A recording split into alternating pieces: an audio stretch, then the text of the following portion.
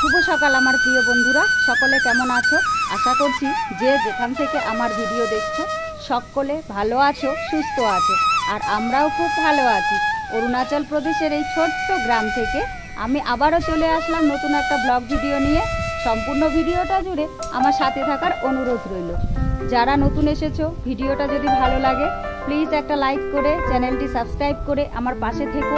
আর যারা আগের থেকেই সাবস্ক্রাইব করে রেখেছো, আমাকে সাপোর্ট করেছো, তাদের জন্য রইল অসংখ্য অসংখ্য ধন্যবাদ।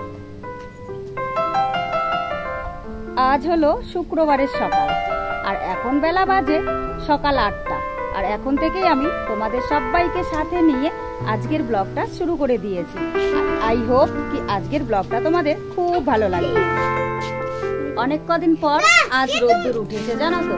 আর দেখেছো রোদ্দুরের জন্য তাকানোই যাচ্ছে না, তাই কিন্তু আজ আমি ব্লগটা শুরু করেছি এই দিকটায় এসে। আর কি বলতো বন্ধুরা, সকাল সকাল ঘুম থেকে উঠে বাসি কাজকর্ম সব সেরেছি, সেগুলো আর তোমাদের সঙ্গে শেয়ার করতে পারিনি। সেই কারণেই আজকে সামনে এসেই 8টা থেকে ব্লগটা। আর দেখো আমি পেছন দিকটায় এসেছি, আর আমার মেয়ে আর এই বাচ্চাটা এরা হচ্ছে আমার সঙ্গে সঙ্গে পেছন দিকটা এসেছে। আর এটা হচ্ছে আমাদের বাড়ির চারপাশের পরিবেশ, দেখেছো? এই যে পাহাড়, চারিদিকে শুধু পাহাড় আর পাহাড়, কারণ পাহাড়ের উপরেই আমরা থাকি, সে কারণে এই চারিদিকটা শুধু পাহাড় আর পাহাড়। আর জানো তো রোদের জন্য তাকাতে পাচ্ছি না, তাই ভিডিওটা কিন্তু কি বলবো, আর কখনো অন্ধকার অন্ধকার আসছে। আসলে যখন রোদ পড়ছে তখন ভিডিওটা অন্ধকার অন্ধকার আসছে। দেখো कुछ बोलेगा? बोलो हेलो गाइस, बोलो बोलो गुड मॉर्निंग, बोलो बोलो सबको गुड मॉर्निंग, सबको बोलो गुड मॉर्निंग फ्रेंड्स, बोलो गुड मॉर्निंग फ्रेंड्स। अभी लोग धूमधाम के बैठिए। তো চলো, সকাল থেকে যেহেতু কোনো কাজ শেয়ার করতে পারিনি, তো এখন যতটা সম্ভব পারবো তোমাদের সঙ্গে শেয়ার করব। আর আমি আমাদের বাড়ির এই পেছন দিকটা এসে কথা বললাম, তো এখন ঘরে যাই, বাদবাকি যে কাজকর্মগুলো আছে সেগুলো সব তোমাদের সঙ্গে যতটা সম্ভব শেয়ার করব। আর আজকে একটু ঘরের কাজকর্ম করব, তো জানি না কতটা কি শেয়ার করতে পারবো। তো চলো তোমরা আমার সাথে থাকো আর সম্পূর্ণ ব্লগটা দেখতে। এখন আমি ঘরে যাচ্ছি, ঘরে গিয়ে বাকি কাজকর্ম করব। আর এরা দেখো কি করছে। আজকে কি বলবো, আজকে বায়না ধরেছে আজকে স্কুলে যাবে না। আসলে ড্রেস ট্রেসগুলো নোংরা হয়েছে, তো বৃষ্টির কারণে এই কদিন ধুয়ে দিতে পারিনি। তো আমার মেয়েও যাবে না, ও যাবে না, তাই কিন্তু ওরা আজকে বাড়িতে সকাল সকাল খেলতে লেগে গেছে, দেখেছো?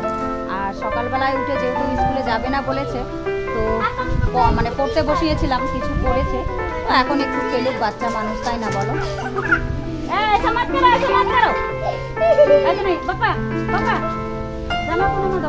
দেখো বলেছিলাম না এখানে কোনো ধরনের পোকার অভাব নেই।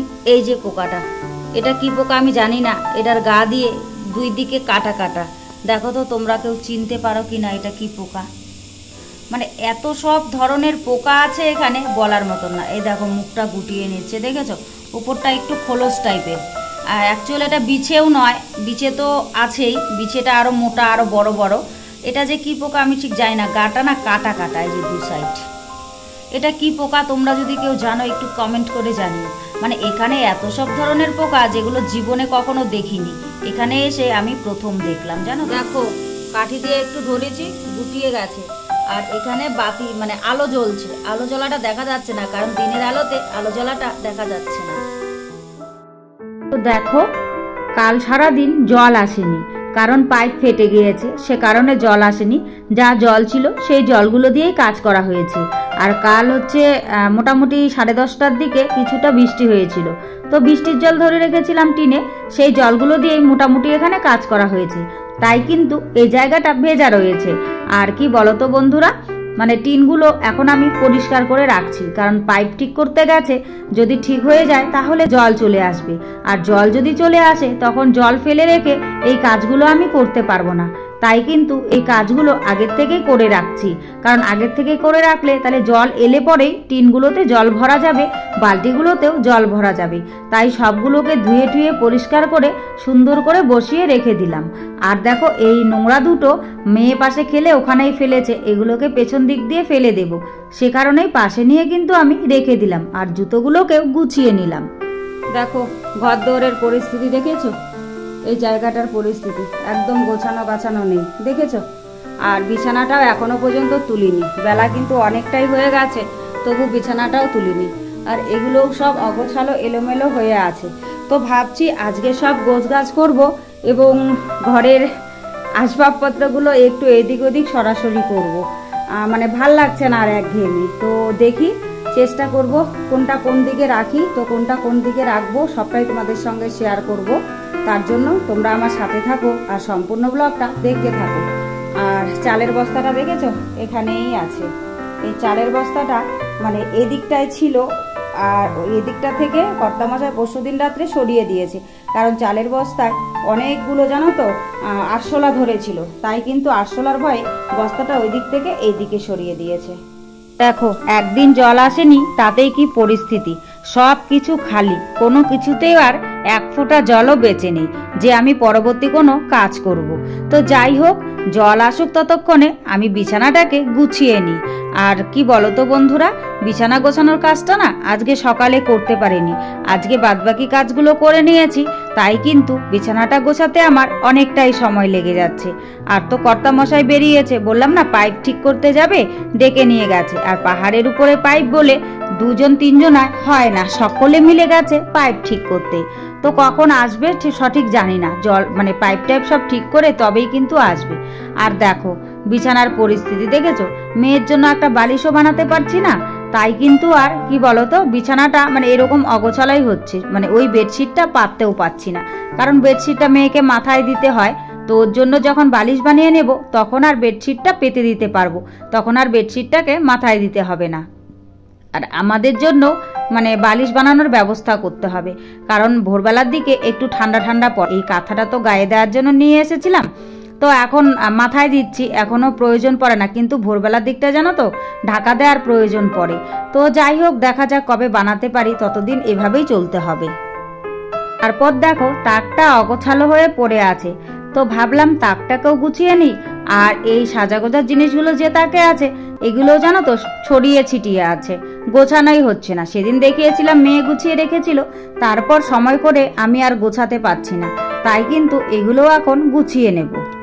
তোমাদের বলেছিলাম যে আজকে কিছু ঘরের কাজ করব। ঘরের কাজ বলতে দেখো ঘরের লুকটা আজকে অনেকটাই চেঞ্জ করে দিয়েছি।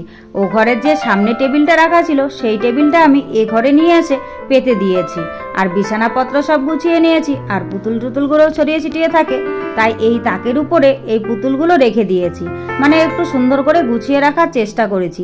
জানি না কতটা কি হয়েছে, তবে চেষ্টা করেছি যতটা পারি গুছিয়ে রাখার। আর এগুলো সব সুন্দর করে গুছিয়ে নিয়েছি, কৌটা বাটি যা ছিল। আর এই ঘরটাও দেখো লুকটাকে চেঞ্জ করে দিয়েছি, টেবিলটার মাঝখানে আছে, বিছানাটা সাইডে আছে। আর এই চেয়ারগুলোকে টেবিলের দুই সাইডে রেখেছি, আর ওটা নিচে পাতা ছিল ওটা আপাতত এভাবেই রেখেছি। ওটা ব্রেঞ্চের মতো দেখা যাচ্ছে, ওটা কিন্তু ব্রেঞ্চ নয় জানো তো, ওটা হচ্ছে ওয়ালে বসানোর একটা তক্তা। তো হচ্ছে মেশিন ছাড়া তো ওয়াল ফুটো হয় না তার কাটা দিয়ে, সে কারণেই মিস্ত্রি না আসলে ওটা করা যাবে না, তাই ওটা আপাতত ওভাবে রেখে দিলাম। মিস্ত্রি এলে পরে ওয়ালে লাগিয়ে দেব। আর বাদবাকি এই চেয়ারটাও ওই দিকে রেখে দিলাম, কারণ এই দিকে রাখলে যাতায়াতে কিন্তু অসুবিধে হয়, সে কারণে। তো যাই হোক বন্ধুরা, ঘর দোরগুলো সুন্দর করে গুছিয়ে নিয়ে এখন আমি দেখো অন্য আরেকটা কাজে লেগে পড়েছি। তোমরা তো জানোই মন্দিরে কাজ হচ্ছে, তো সেখান থেকে এক কড়াই মশলা নিয়ে এসেছি, কারণ এই জায়গাগুলো আমার এতটাই মানে ফাঁকা ফোক্কর হয়ে আছে যে এখান থেকে আরশোলা মানে এত হারে বেরোয় বলার মতন না। আর আরশোলার অত্যাচারে কোনো জিনিসই রাখা যায় না, শুধু যে আরশোলা তাই নয়, নানান ধরনের পোকামাকড়, তার সাথে পিঁপড়ে। আর বলা তো যায় না, অনেক পুরনো গর্ত টর্ত অনেক কিছু, সাপকোপও বেরিয়ে আসতে পারে, এমনিতেই বর্ষাকাল। তো সে কারণেই ভাবলাম ওখান থেকে কিছু মশলা এনে এই জায়গাগুলো ঠিক করে দিই। আর কর্তামশাইয়ের ভরসা থেকে হবে না জানো তো, কারণ ছেলে মানুষ, পুরুষ মানুষের তো এই দিকটায় কোনো মানে কি বলবো ধান্দা কম আছে ঘরদৌড়ের প্রতি, ওরা তো ইনকাম নিয়েই ব্যস্ত থাকে। সে কারণে ভাবলাম আমি যেহেতু এখন ফাঁকা আছি, তো কেননা এই কাজটা আমিই করে নিই। আর এই কাজগুলো করা মানে এমন একটা কঠিন নয়, ইচ্ছে থাকলেই উপায় হয়। যদি মনে করি করব তাহলে কিন্তু অবশ্যই করা যায় জানো তো। তো সে কারণে আমি নিয়ে এলাম, নিয়ে এসে করে দিচ্ছি। কিন্তু কি বলতো, আমি মানে মিস্ত্রিদের মতো অত ভালো করে করতে পারছি না, আর অনেক সময় পড়ে পড়ে যাচ্ছে। তো প্রথমে কিছুটা জল দিয়ে নিলাম, তো তারপর এখন মশলাগুলোকে চেপে চেপে দিচ্ছি, তারপরেও জানো তো খাপ খাচ্ছে না। আসলে আমি জানতাম না যে এগুলো মশলা লাগানোর আগে আগের পা রাখলে সেগুলোকে পিটিয়ে পিটিয়ে একটু ভেঙে নিয়ে প্রথমে জল খাওয়াতে হয়, তারপর লাগাতে হয়। তো যাই হোক, এই কাজটা করার পরে একটা দাদা এসে বলল যে ওটা করে নিলে বেশি ভালো করে থাকতো, না হলে ফেটে ফেটে পড়ে যাচ্ছে, মানে তখন লাগছে একটু পরেই পড়ে যাচ্ছে। তো অনেক চেষ্টা করছি লাগানোর। তো যাই হোক, মানে যতটা পেরেছি আমি কিন্তু লাগিয়েছি। আর লাগানোর পরে এই জায়গাটা জানো তো বেশ ভালোই লেগেছে। আর এদিকটাও দেখো ফাঁকা দেখতে পাচ্ছ, এদিকটাও কিন্তু বন্ধ করে দেব। আর কি বলতো বন্ধুরা, এতই ফাঁক ফোক করা আছে যে এক কড়াই মশলাতে কিছুই হয়নি জানো তো। তারপরেও এইটুকু জায়গা করেছি, মানে যেটা একদম খুব বেশি ছিল সেই জায়গাটায় কিন্তু আমি এই মশলাটা দিয়ে করেছি। তবে জানো তো, এভাবে কিন্তু বেশি দিন টেকা যাবে না। নিজেকেই পয়সা খরচা করে ঘরদোরগুলো কিছুটা রিপেয়ারিং করে নিতে হবে থাকার মতো করে।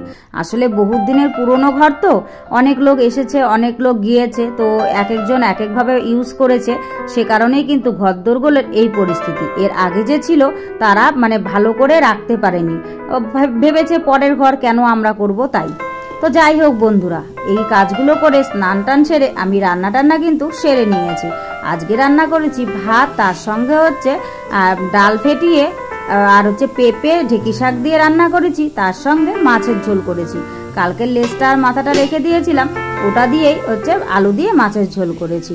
তো যাই হোক, সব মিলিয়ে আজকের ব্লগটা তোমাদের কেমন লেগেছে অবশ্যই কিন্তু তোমরা কমেন্ট করে জানাতে ভুলো না। আজকের ব্লগে যদি কিছু ভালো লাগে তাহলে প্লিজ একটা লাইক করো, কমেন্ট করো, শেয়ার করো, আর আমার চ্যানেলটিকে সাবস্ক্রাইব করে এভাবেই আমার পাশে থেকো।